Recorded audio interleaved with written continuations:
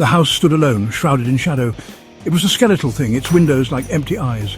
Paint peeled from its walls like scabs. The yard was overgrown, weeds twisting around rusted gates. This was a place forgotten.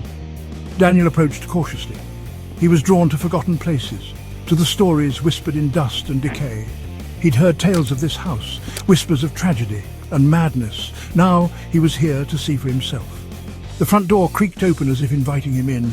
Inside, the air was thick with the smell of damp wood and something else, something cold and unpleasant. It sent a shiver down his spine. This house had secrets, he could feel it. He stepped inside, each footstep echoing in the silence. Dust motes danced in the faint light that filtered through grimy windows.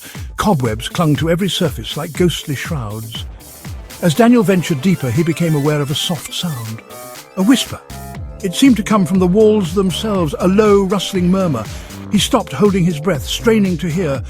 There it was again, a scratching sound like claws on wood. It seemed to be coming from behind the wall, moving with him as he walked. Fear, cold and sharp, pricked at the edges of his courage. He was being watched. He reached the end of the hallway and paused before a heavy wooden door. The air here felt different, heavier, charged with a strange energy. It was as though something waited on the other side. Taking a deep breath, Daniel pushed the door open. The room was bare except for a single cracked mirror leaning against the far wall. But as he stepped inside, he noticed something move in the reflection. It was a shape, dark and indistinct, lurking just behind him. He spun around, heart pounding, but there was nothing there. He was alone. Or was he? Panic welled up inside him. He had to get out. He turned to flee, but the door slammed shut with a resounding boom.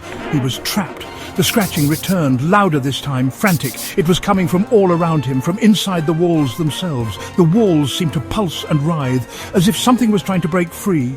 He threw himself against the door again and again, but it wouldn't budge. He was trapped with whatever lurked within these walls. As the scratching grew louder, more insistent, Daniel knew he had stumbled upon a horror far greater than he could have imagined. The house had claimed him.